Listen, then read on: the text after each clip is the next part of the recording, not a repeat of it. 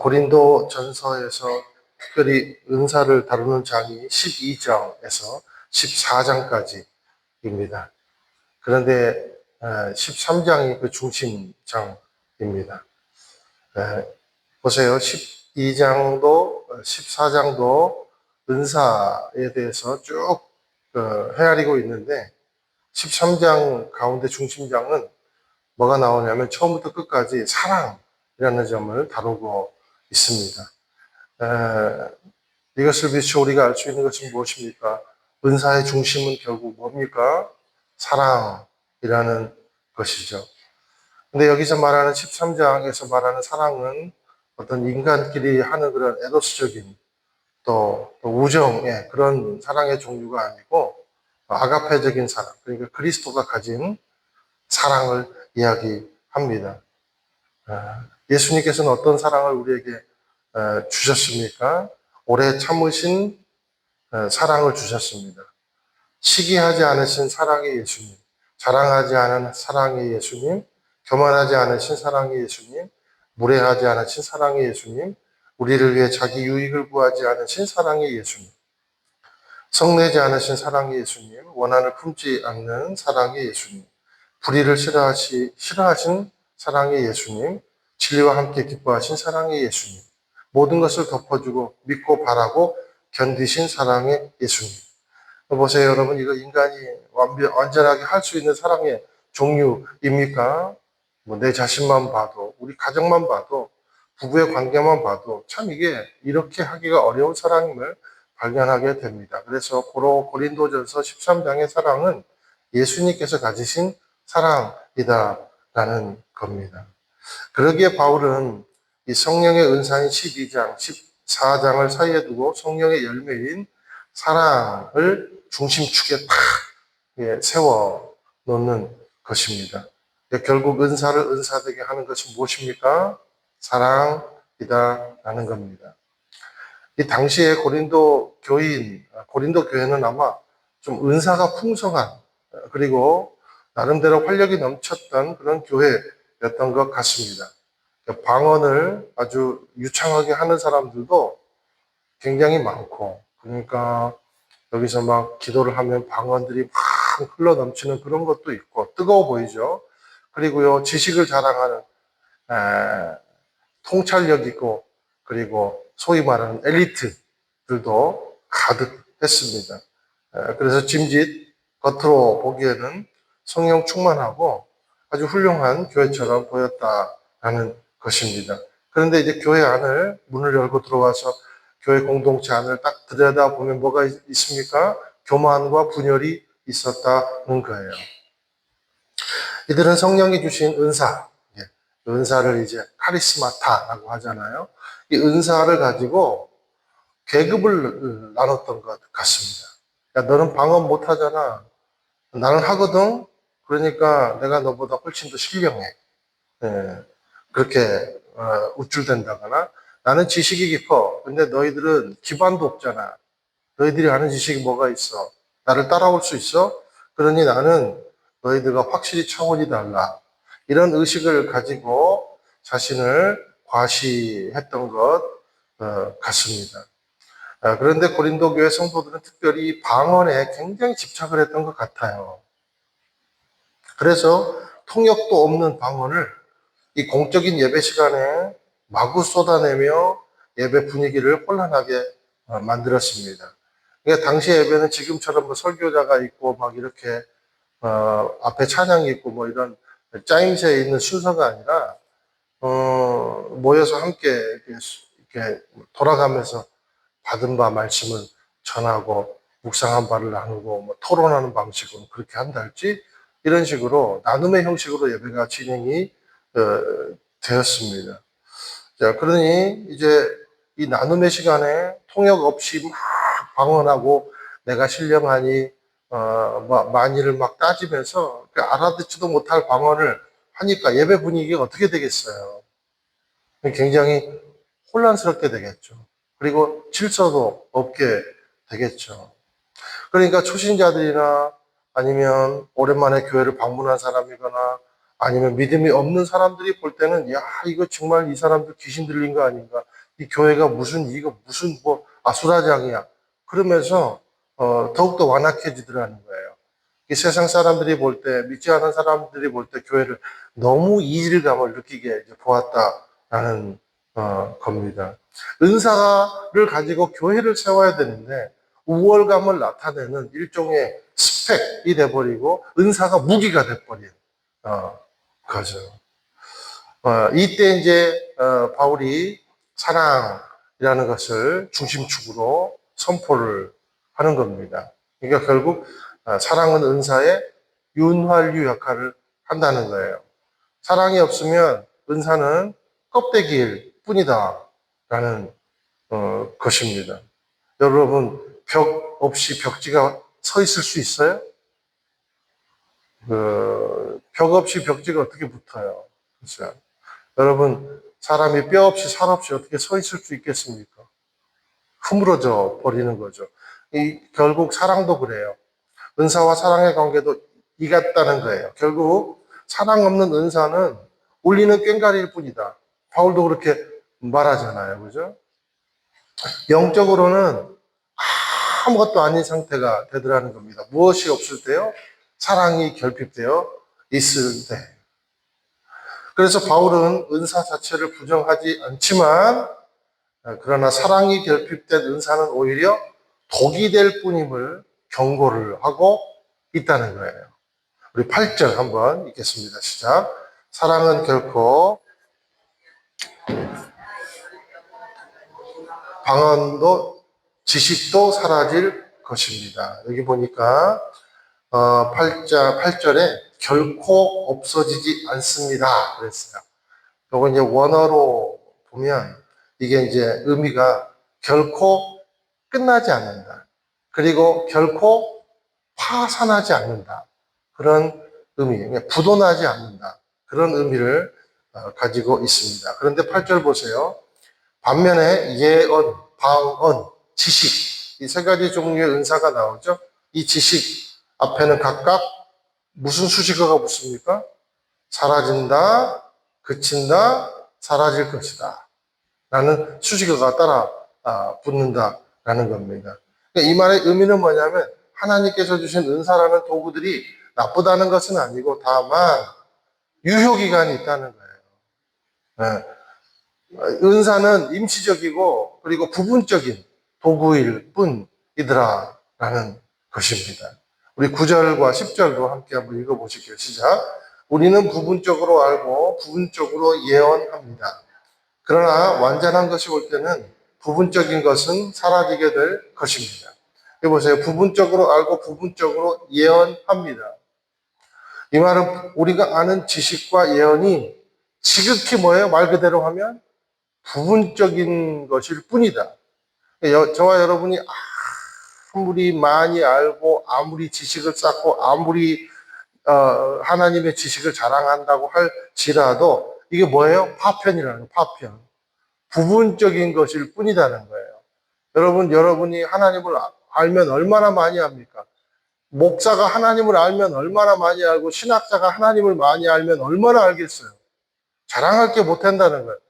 제가 아무리 성경을 연구하고 신학을 공부하고 수십 년을 공부해도 아마 천국 가면 하나님을 보면서 하나님이 핀잔할 수도 있어요. 너 지금까지 네 말한 거 네 몇 프로나 맞을 줄 아냐?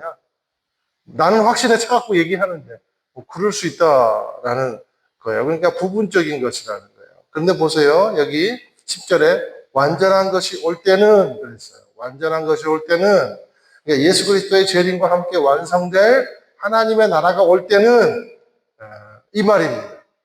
그러니까 정리를 해보면 영원한 하나님 나라가 도래하면 이 땅에서 우리가 대단하게 여기던 은사들은 더 이상 존재 가치가 없어진다. 그런 의미입니다. 그도 그럴 것이 우리가 천국에서 하나님을 대면하게 되면 모든 진리가 다 완성되잖아요. 굳이 이 부분적인, 이 파편적인 의미의 지식과 예언이 또한 방언이 여러분 천국 가서 무슨 의미와 무슨 필요가 있겠습니까? 아무 필요도 없어진다는 거예요. 그러니까 유효기간이 있다는 거예요. 심지어 알아듣지도 못하는 방언이. 천국 가면 무슨 소용이 있어요? 하나님 앞에서 샬라샬라 해보세요. 무슨 창피입니까? 그렇잖아요. 그죠? 그러니까 완전하신 지혜의 하나님 앞에 우리가 나아갔는데 또한 인간의 이 얄팍한 신학적 지식을 누구에게 자랑을 하겠어요? 그러니 고린도 교인들이 선망하고 우쭐대는 이 모든 은사들은 모두 다 임시적인 도구일 뿐이고 자연스럽게 폐기될 은사들이라는 겁니다. 그러나 사랑은 절대 그렇지 않다라는 거예요. 사랑은 영원한 하나님의 나라에서도 소멸되지 않는다라는 겁니다. 왜냐하면 하나님 나라 본질 자체가 사랑이거든요. 그래서 하나님 자체가 사랑이에요. 하나님은 사랑이시라 그랬어요. 그러니 그 사랑은요, 여러분, 하나님은 방언이시라 그랬어요. 하나님은 지식이라 그랬어요. 그렇지 않잖아요. 하나님은 사랑이십니다. 저는 저와 여러분이 유통기한이 있는 것에 목숨 걸고 분투하고 분열하는 이 고린도 교회의 어리석음이 우리의 어리석음이 되지 않게 주님의 이름으로 축원을 드립니다. 그러니까 가장 아름다운 것은요, 어떠한 상황이든지 사랑을 선택하는 거예요. 교회의 덕을 선택하는 거예요. 하나님의 영광을 선택하는 거예요. 그게 가장 아름다운 신자의 모습인 줄로 믿게 되시기를 축원을 드립니다. 11절, 12절 함께 읽으실게요. 시작. 내가 어린아이였을 때는 어린아이같이 말하고 어린아이같이 이해하고 어린아이같이 생각했습니다. 그러나 어른이 돼서는 어린아이의 일들을 보냈습니다. 지금은 우리가 거울을 비추어 보듯 희미하게 보지만 그때는 얼굴과 얼굴을 맞대어 볼 것입니다. 지금은 내가 부분적으로 알지만 그때는 주께서 나를 아신 것 같이 내가 온전히 알게 될 것입니다. 11절은요, 어린아이의 비유예요. 그러니까 고린도 성도들이 어린아이처럼 영적으로 유치하다는 겁니다. 그리고 12절은요, 거울의 비유예요. 거울의 비유. 바울이 왜 거울 비유를 들었냐면, 이 당시에는 여러분, 유리거울이 아니라 청동거울이었잖아요. 청동거울. 우리가 사극 같은 데도 많이 보면, 여러분, 청동거울, 보조 왕비들이 막 보는 그 거울 있잖아요. 그런 청동거울. 근데 그 청동거울을 다 이렇게 비추면, 사람이 100% 완전하게 재현이 됩니까? 재현이 안 돼요. 막 굴곡이 있고 막 왜곡되게 보여요. 청동거울은. 아무리 거기다가 닦고 기름칠을 해도 내 모습을 100% 고지고대로 거울처럼 지금의 거울처럼 재현해낼 수가 없습니다. 반드시 어딘가 일그러지고 희미하게 보이고 왜곡돼 보인다라는 겁니다. 자, 그러니까 이 비유는 뭐냐면 고린도 교인들이 신령한 방언을 하고 예언을 하고 대단한 신학적 지식을 가졌다 해도 결코 그것은 자랑이 아니라는 겁니다. 왜냐하면 그것들은 마치 청동거울에 비친 모습처럼 희미하고 불완전하고 때로는 왜곡된 진리에 불과한 것이기 때문에 그들이 추구하는 그런 것은 왜곡된 진리일 수 있다. 자기 방만일 수 있다. 자기 자랑일 수 있다. 교만일 수 있다. 영적 자만일 수 있다라는 것입니다. 사랑하는 여러분, 우리가 아무리 성경을 많이 연구하고 양육 공부를 하고 큐티를 해도 비단 여러분들이 갖고 있는 신념, 우리가 갖고 있는 생각, 우리가 갖고 있는 주장, 우리가 갖고 있는 이슈에 대한 어떤 논리 이런 것 전부 다요. 수십 년을 연구해도 하나님 앞에 희미한 거울뿐이에요. 거울이. 그러니까 여러분 그걸 너무 내가 100% 나만의 진리라고 이거는 틀림이 없다고 자랑하게 되지 않게 되기를 주님의 이름으로 축원드립니다. 자랑할 수가 없어요. 자랑하면 어리석은 것뿐이에요. 내 지식, 내 경험, 내 영성이 절대적이라고 착각하는 순간 인간은 면도날이 됩니다. 도르코 면도날 되는 거예요. 교만해지는 거예요. 그래서 그 교만함으로 내 의견과 다른 의견을 정죄하기 시작합니다. 왜냐하면 나는 100% 절대적이거든요. 내 의견은. 그러니 결국 사람을 판단합니다. 결국 분열을 조장합니다. 그래서 고자세로 나갑니다. 용납이 안 됩니다. 비판의 말이 나옵니다. 거기에다 다 에너지를 쓰는 거예요. 그러니까 그런 사람 보면 경직돼 있습니다. 긍정적인 말이 별로 없어요. 사랑이 없는 지식과 은사는 마치 3살짜리 아이에게 들려준 면도칼과 같다. 얼마나 무서운 칼이 되는가? 고린도 교회가 그랬다라는 것입니다. 자, 우리가 가진 생각, 그 지식, 은사, 이 파편적이고 부분적인 것을 전체라고 착각하지 않게 되기를 축원을 드립니다. 겸손해야 한다는 거예요. 저도 제가 설교를 하면서 제 설교가 100% 맞다고 확신한 적 단 한 번도 없습니다. 뭐 자랑 같지만. 하나님 앞에 말할 수 있어요. 여러분, 그렇게 생각하셔야지 롱런해요. 우리 주님 앞에. 하나님보다 내가 옳습니다 하고 말하면 롱런하지 못해요. 여러분, 오래 남고 싶죠? 겸손하십시오. 하나님 앞에. 야, 여기 보세요. 그때는 얼굴을 맞대어 볼 것입니다. 그랬어요. 12절에 보니까. 자, 주님이 재림하시고 하나님 나라에 이르게 되면 어떤 매개체나 필터 없이 주님을 마주하고, 이제, 그런 거울이나 이런 거 필요 없다는 거예요. 그때는. 100% 진리를 온전하게 보게 될 것이다. 라는 것입니다. 그러니 고린도 교인들에게 이렇게 바울은 얘기하는 거예요. 그냥 부분적인 것은 부분적일 뿐이니까 부분적인 것을 전체화하지 말고 부분적인 것은 그냥 부분적인 눈으로 바라봐라. 너도 완벽하지 못하고 너도 부분적인 은사 갖고 있고 나도 부분적인 은사 갖고 있으니 네 거 내 거 도토리 키재기 하지 말고 제자들처럼 누가 크냐 가지고 다투지 말라는 겁니다. 그게 지금 바울이 말하는 거예요. 그렇게 다툴 바에야 영원한 사랑을 붙잡는 게 진짜 그나마 확률을 더 높이 가지고 가는 인간의 지혜다. 이렇게 지금 얘기하는 거예요. 여러분, 우리가 사랑의 성품을 갖고 있고 어떤 것이든지 사랑을 선택한다면 우리는요, 그나마 전체적인 것에 전체에 다 가까워질 수 있다는 거예요. 100%에 그나마 가까워질 수 있다라는 거예요. 그러니 내 지식의 불완전함을 인정하십시오. 은사의 불완전함을 인정하십시오. 늘 유통기한이 있는 지식이 있다는 걸 인정하십시오.